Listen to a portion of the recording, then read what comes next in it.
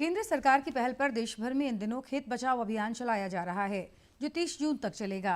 साहिबगंज में भी इस सिलसिले में विभिन्न गतिविधियां आयोजित हो रही हैं और किसानों को प्राकृतिक खेती के लिए प्रेरित किया जा रहा है।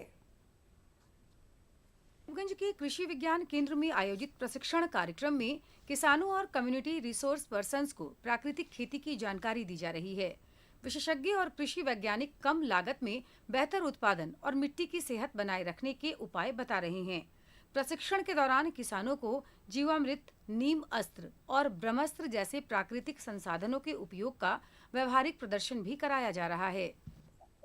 नेचुरल फार्मिंग एक तरीका है जिसको कि हम हमारे कृषक बंधु अपना के और हमारी जो अभी जो ये सीआरपी दीदी लोग जो हैं, कम्युनिटी रिसोर्स पर्सन जो है, वो दीदी लोग और जितने भी हमारे ट्रेनर बन जाएंगे और बाकी लग जगह में जाके अपने क्षेत्र में जाके इसको बढ़ावा देंगे, ताकि नेचुरल फार्मिंग के तहत क्या रहेगा कि हमारा 0 बजट नेचुरल फार्मिंग हुआ, जिसमें कि अपने पास जो वहाँ पे उनके पास जो जितनी भी रिसोर्सेज अवेलेबल है उसके थ्रू वो करेंगे और डीएपी और यूरिया और म्यूरेट ऑफ पोटाश जो हमारे रासायनिक खाद है उनके ऊपर उनकी निर्भरता कम है।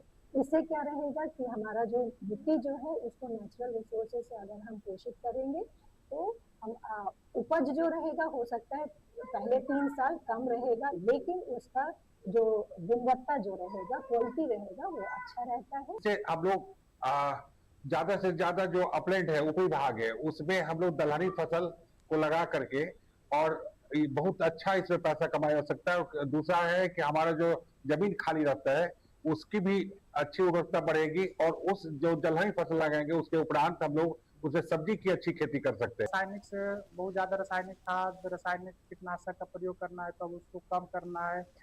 पोषक तत्व के रूप में ये दीदी को बताया जा रहा है कि जीवामृत का प्रयोग करें, घन जीवामृत का प्रयोग करें, बीज उपचार के लिए बीजामृत का प्रयोग करें, कीटनाशक के रूप में जो पहले से हम रासायनिक कीटनाशक करें उसके बदले में अभी जैसे निमास का प्रयोग करें। 5 दिवसीय प्रशिक्षण में महिला किसान भी बढ़ चढ़कर हिस्सा ले रही है।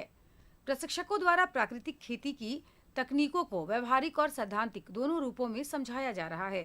प्रशिक्षण प्राप्त कर रही महिला किसानों का कहना है कि वे इस तकनीक को अपने गांवों तक पहुंचाएगी और अन्य किसानों को भी प्राकृतिक खेती अपनाने के लिए प्रेरित करेंगी।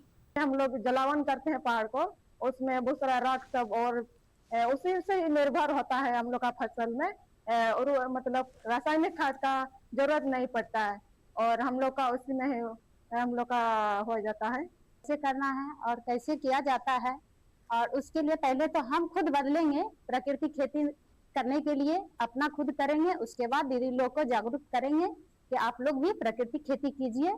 प्राकृतिक खेती करने से आपका खेत का मिट्टी का उपजाऊ बहुत अच्छा होगा और फसल थोड़ा पहले शुरुआत में कम होगा, लेकिन धीरे धीरे वो अपना अच्छा से प्राकृतिक खेती से ही खेती करना ही अच्छा है। सर लोग के उपस्थित में, मैडम का उपस्थित में हम लोग यहाँ 5 दिन का प्रशिक्षण में आए हैं और हम लोग किसान भी हैं और कृषि सखी भी हैं। आज हम लोग को सीखने को मिला है, क्योंकि पहले जो हम लोग खेती करते थे वो पहले हम लोग खेती करते थे रासायनिक का खेती करते थे, उसमें हम लोग को लागत बहुत ज्यादा लगता था, मुनाफा कम होता था। और अभी जब से हम लोग यहाँ से प्रशिक्षण लेकर जब से हम लोग गए हैं यहाँ साहेबगंज से कृषि विज्ञान केंद्र से, तो प्राकृतिक खेती क्या है इसके बारे में हम लोग जाने। विशेषज्ञों का मानना है कि शुरुआती वर्षों में उत्पादन थोड़ा प्रभावित हो सकता है, लेकिन लंबे समय में प्राकृतिक खेती मिट्टी की उर्वरता बढ़ाकर किसानों को बेहतर और टिकाऊ लाभ प्रदान करती है। इसी उद्देश्य से किसानों को इस खेती पद्धति के प्रति जागरूक किया जा रहा है। साहिबगंज से आनंद कुमार ओझा की रिपोर्ट।